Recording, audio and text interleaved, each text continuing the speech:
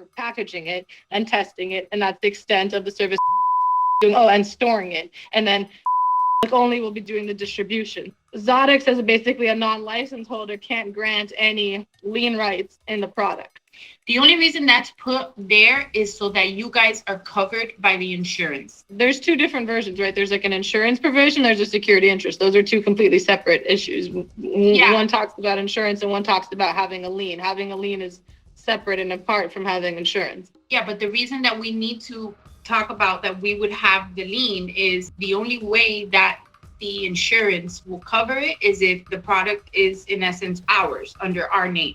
Whether he produces it or he doesn't, the product is going to be ours when we have it under our possession. It has to become ours because then the insurance won't cover it.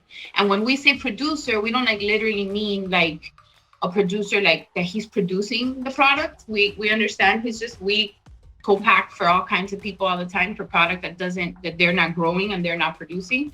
So we're calling it a producer. But if like you want me to change the word producer, we won't call him the producer.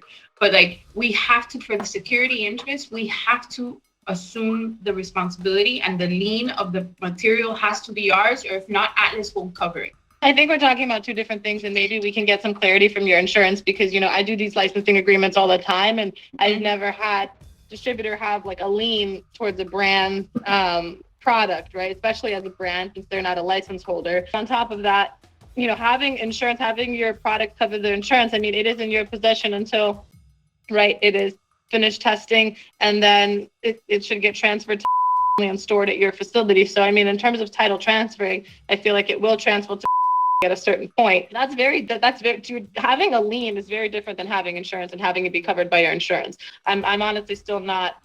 Maybe I'm following too. So what is it that you guys wanted to say so that we could just get it signed?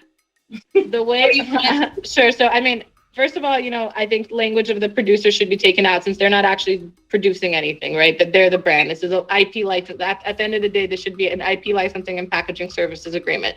And so, yeah, I think any reference of producer or license holder should be taken out. Also, what do you want to say if it doesn't say producer?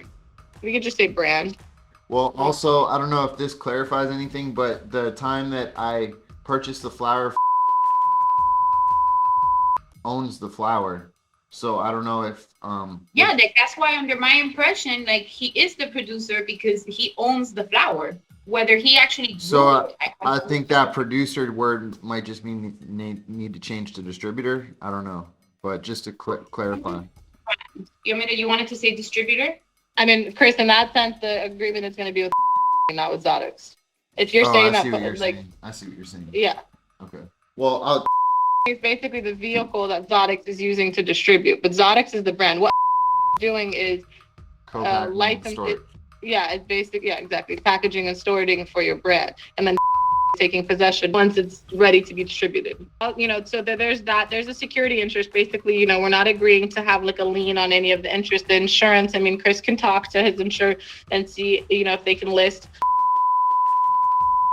Or, we can discuss the insurance portion, but there's also this portion of it that talks about retailers being invoiced. And here, so to be clear on the security interest one, you're wanting it to say brand, not producer.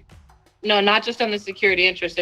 Everywhere. Yeah, where we want is to say brand everywhere, and then we don't want there to be any security interest. The security interest provides the lien. If they default under the agreement, just like any other contract agreement, there's certain remedies that the agreement should call for in a case of a default. Doesn't necessarily need to be a lien on the product. So you're saying that what do we use as if he does default as protection on our side?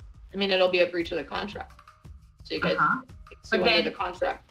For sure, but then what happens if he doesn't pay? Right? This is what commercial businesses do. They have contract interest. The thing is again, then we're bringing in another producer onto this agreement because then you're having a lien with public only, where this is just the branding portion of this.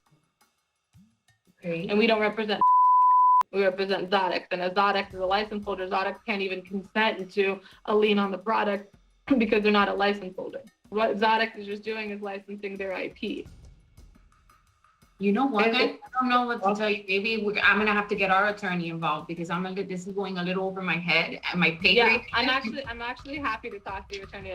I think we can clear. I I think don't we can think clear that we're it. gonna agree to sign anybody on without some type of a lien or some type of protection if there is default in payment. And it's not just, oh, the contract, because we could spend, like, for example, $100,000 a month.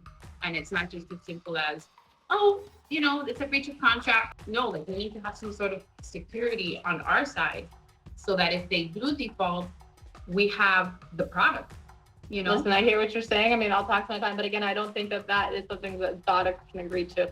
I think that then it would have to be, separated, or we have to be into it, because what this agreement doesn't address is the IP, right? So Zodic is just like licensing its IP here and having it be packaged. And as a non-licensed holder, can't agree to that collateral. The way this read with the producer, it sounded like it was like a cultivator, which is why I was talking about becomes a party to this agreement. And again, I don't represent. That's something that we can get discussed. But I would like to talk to your attorney about, structuring this for just Zodix initially. And then also I'm trying to find the provision that talks about like retailers being invoiced. I know it was in this agreement, but again, should not be invoicing any retailers. What do you mean? We invoice retailers all the time. But it's going to be the distributor here. So we'll be taking the product from and taking it to the retailer. The thing is the collateral part, right? That's the part that might be tricky, but we've never signed a contract without using product as collateral. So I don't know if they're going to agree to that. So I don't know. I think it's something that needs to be discussed further. Honestly, if you guys do have counsel, I would like to talk to them. And then, we'll talk on our side on, whether we bring, like, whether Zodic can bring in, whether they can agree to that lien right. I mean, again, from a cannabis standpoint, a non-licensed holder can agree to it, like as a legality issue. And then I'll go through this agreement and send you where, the changes. It's the PDF, so I'll just send you like my main talking points, and then we can talk about, further redlining it. Send me what it is you wanted to say, and I'm sure we'll do it if we can. Okay, sounds good. Okay, thank you guys. I gotta go. Thanks, Andrea.